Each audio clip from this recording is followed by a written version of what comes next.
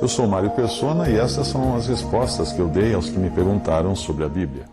Pergunta: como me explicar para os irmãos da denominação onde eu estava que agora me cobram amor por me considerarem mal agradecido saindo do seu meio?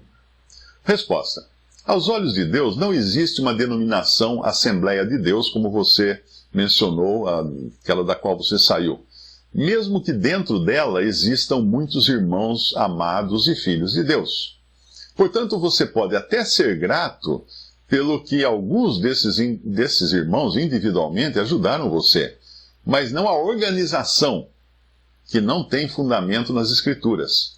Eu sou grato até a um padre, sim, que explicou a minha mãe, na época, para ela não se preocupar com a minha conversão, porque era uma conversão a Cristo. Ela estava muito angustiada por isso, né? Que de repente eu virei um crente ou alguma coisa assim. Eu também sou grato a irmãos de diferentes denominações que me ajudaram nos primeiros passos na fé. Mas eu não tenho de ser grato às organizações das quais eles faziam parte. Outro dia, inclusive, eu encontrei no Facebook um pastor de uma denominação, um pouco mais novo que eu até escrevi para ele e falei assim: olha, quando eu me converti, eu não entendia nada, não sabia nada de coisa nenhuma. Então eu assistia a televisão e tinha um programa evangélico que era o seu pai. Era o seu pai, que agora é falecido, era um pastor canadense. Era o seu pai que empregava nesse programa. Então eu gostava muito de assistir, porque eu aprendi com ele assim, os rudimentos da fé cristã, para os primeiros passos da fé cristã. Então eu digo a você agora que você não precisa se justificar em nada para essa organização da qual você saiu. Se irmãos existentes nela trataram você com amor, retribua esse amor. Mostre a eles a verdade do um só corpo. Lembre-se de que na Bíblia, verdade sempre vem antes de amor. Efésios 4,15 é um exemplo. Antes, seguindo a verdade em amor, cresçamos em tudo naquele que é a cabeça, Cristo. Pergunta: gostaria que lesse esta carta que pretendo enviar à Sociedade Torre de Vigia dos Testemunhas de Jeová, explicando as razões da minha saída de entre eles. Eu já assisti todos os seus vídeos sobre como é estar congregado no nome do Senhor Jesus. Eu confio em Deus, em Jesus Cristo e no Espírito Santo, em me mostrar um grupo de irmãos que se reúna apenas ao nome do Senhor Jesus. Como falei com o irmão anteriormente, passei a minha vida toda na seita Testemunhas de Jeová. Mas Jesus Cristo me libertou e me salvou. Hoje eu posso ter a certeza da minha salvação. Olha que bom, olha que alegria isso. E sou imensamente grato a Deus por isso. E ele acrescenta os versículos de João 8, 32 a 36 e Efésios 2, de 8 a 9. Hoje, 90% do que eu aprendi na seita, eu considero lixo. Faz bem. Talvez tenha 10% para você ainda jogar fora. Mas a resposta é a seguinte: desculpe, mas eu nem li toda a carta que você pretende enviar à liderança das Testemunhas de Jeová, informando dos motivos de seu afastamento, como se eles, essa liderança, fossem alguma coisa aos olhos de Deus, além de uma seita diabólica que nega a divindade de Cristo. Você estava acorrentado a uma torre que mantém prisioneiros do engano, e agora você quer explicar a eles a razão de ter escapado das suas cadeias? Quer explicar como é que você abriu as algemas? Realmente não faz sentido. Para mim, como também não faz sentido chamá-los de irmãos, como você chamou na sua mensagem para mim, pois não são filhos do mesmo pai que você é agora. Não são irmãos.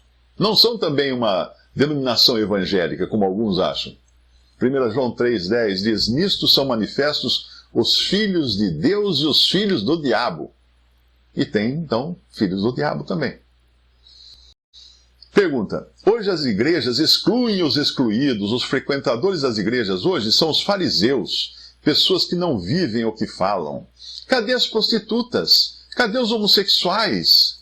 Cadê os da religião afro, das religiões afro? Cadê os assassinos? Cadê os traficantes, os usuários de drogas, os suicidas? Onde estão essas pessoas? Esse aí escreveu meio bravo. Resposta: Jesus andava com todos esses, com todas essas classes de pessoas, mas não compactuava com as suas práticas. Essa é a diferença. Uma vez que a pessoa crê em Jesus e se converte, ela passa a andar diferente, ou então não creu. Quando Jesus perdoou a mulher adúltera, a sua instrução seguinte foi: não peques mais. A igreja não é, a igreja reunida, não é, congregada, não é lugar de prostitutas, de homossexuais, de assassinos, de traficantes, de drogados, etc. A igreja é o conjunto dos salvos por Cristo. Não é uma instituição religiosa, ou um templo, ou uma clínica de reabilitação. Os que um dia foram assim, viveram dessa maneira, foram agora, depois que creram, santificados para serem corpo de Cristo. 1 Coríntios 6,9, ou não sabeis que os injustos não herdarão o reino de Deus? Não vos enganeis, nem impuros, nem idólatras, nem adúlteros, nem efeminados, nem sodomitas, nem ladrões, nem avarentos, nem bêbados, nem maldizentes, nem roubadores herdarão o reino de Deus. Tais fostes alguns de vós, ele está escrevendo isso aos cristãos em Corinto, mas vós vos lavastes, mas fostes santificados, mas fostes justificados em o nome do Senhor Jesus Cristo e no Espírito do nosso Deus. Muita gente confunde igreja com instituição de reabilitação de pessoas. Como clubes também, tipo Rotary, tipo Lions. Não, a igreja é o corpo de Cristo. As pessoas que foram tiradas do mundo por Cristo, pela fé em Cristo Jesus, foram lavadas, santificadas, justificadas, foram separadas também para Deus. Então, a igreja congrega os que foram separados para Deus. É claro que se vem alguém visitar e está num desses pecados, ele será recebido como alguém de fora e escutará a palavra, o evangelho, para que se converta a Cristo. Mas se ele continuar nesses pecados, ele não será recebido a comunhão, que envolve também participar da ceia do Senhor. Então entenda, acho que você não entendeu ainda o que é o corpo de Cristo. Eu sugiro que você busque por um livro chamado Um Só Corpo. O autor é Bruce Anstey. Você vai achar de graça para baixar esse livro. Comentário. Não foi uma pergunta, foi um comentário, mas eu vou responder o comentário. Se fosse pecado uma mulher pastorear, seria algo abominável. Existe uma normativa para os cristãos no período e região diferentes. Eu lembro agora quando Davi comeu os pães da preposição, isso era pecado. Porém, havia naquele momento que Davi teve essa necessidade. Hoje também há a necessidade de expandir o evangelho. E se a mulher quiser pastorear, isso não é errado. Tá bom, vamos à resposta. Quando nós vemos o próprio autor da lei apontar a interpretação correta dela nos evangelhos, nós entendemos como devemos interpretar algum ponto da lei. Agora, quando a doutrina dada à igreja nas cartas dos apóstolos é questionada, eu pergunto, que escritura posterior a essas cartas você tem para embasar sua opinião? Descartar a doutrina apostólica não é opção. Ou você acha que é? 2 Timóteo 4, versículo 3 diz assim: porque virá tempo em que não suportarão a sã doutrina. O que é a sã doutrina? A doutrina dos apóstolos. Mas tendo comichão nos ouvidos, amontoarão para si doutores conforme as suas próprias concupiscências, seus próprios desejos. É exatamente o que você está fazendo. Pergunta. A passagem de Hebreus 4:11 está ensinando que a salvação é por esforço, porque diz: esforcemo-nos, pois, para entrar naquele descanso, a fim de que ninguém caia segundo o mesmo exemplo de desobediência. Resposta. Outra versão de Hebreus 4:11 diz assim: procuremos, pois, entrar naquele repouso, para que ninguém caia no mesmo exemplo de desobediência. Leia isso em contraste com o comportamento relapso dos israelitas dos versículos anteriores. E aí você verá que é pela fé que se entra no repouso. Ou seja, nós devemos nos esforçar ou procurar entrar usando do caminho correto e não negligenciando crê no Senhor, como foi o caso deles, que são mencionados aí. Hebreus 4:1 diz: temamos, pois, que porventura deixada a promessa de entrar no seu repouso, pareça que algum de vós fica para trás. Porque também a nós foram pregadas as boas novas, como a eles.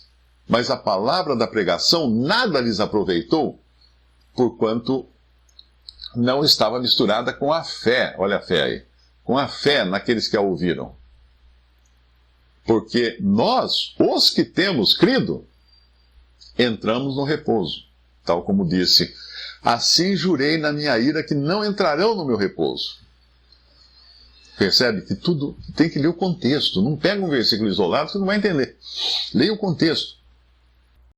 Pergunta: quem é o vencedor que Jesus menciona em Apocalipse?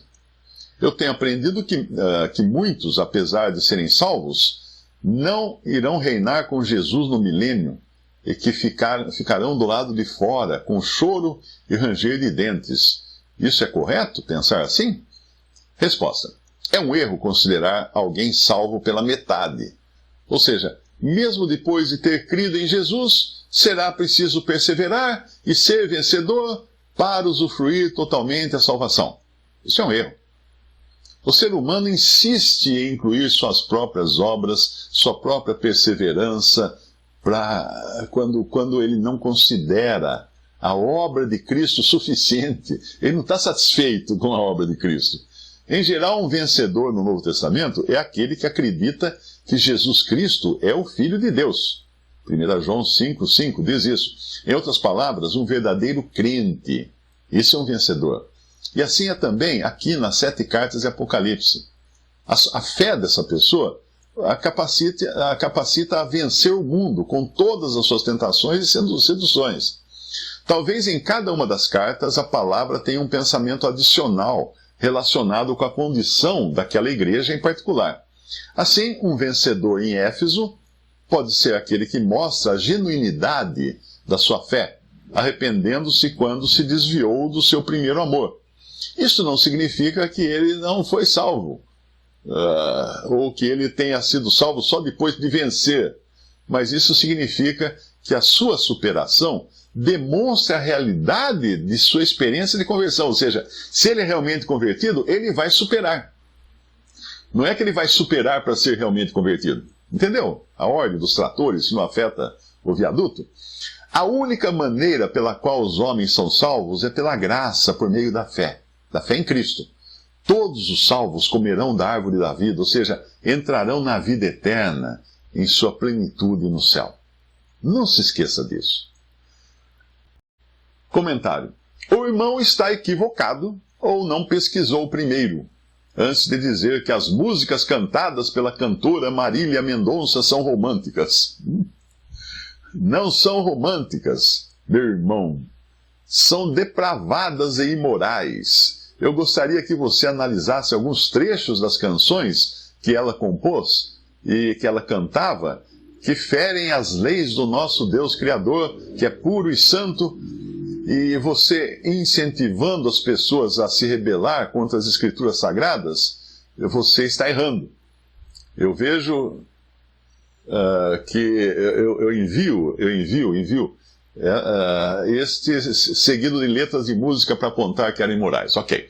Resposta: quando eu comentei sobre isso, eu deixei muito claro que eu não conhecia e nem conheço direito essa cantora e nem as suas músicas. Apenas comentei que alguns evangélicos estavam comentando na internet que ela não poderia ter sido salva porque ela deixou de cantar música gospel para cantar música romântica. Você realmente não entendeu o meu ponto, que é o de que a salvação não depende do que alguém faz, ou do modo como vive, ou da letra da música que canta. Pois Cristo veio ao mundo salvar pecadores. Ainda que fosse alguém que a vida inteira adorou o diabo, se no último momento de sua vida, mesmo que tenha sido na queda de um avião, creu em Cristo, essa pessoa está salva. Ou você se acha melhor do que alguém que canta músicas que falam de traição, de sexo e etc. Isso é melhor? Uma coisa é a salvação, outra coisa é a vida da pessoa depois de ter sido salva. que deve ser condizente com a vontade do Pai para ela. E se não for, o Pai pode tirá-la da vida para não dar mau testemunho. Dizer que uma pessoa não foi salva porque cantou determinada música ou praticou determinado pecado é não entender a graça de Deus. Você acha que alguém que tivesse em seu cardápio musical uma música do tipo "Não conheço Jesus" poderia ser salvo? Hã? Não conheço esse homem de jeito nenhum, nem me pergunte. Pois é, foi essa música que Pedro cantou enquanto Jesus era julgado, quando perguntaram se ele conhecia. Visite respondi.com.br. Adquira os livros ou baixe e-books. Visite 3minutos.net. Baixe o aplicativo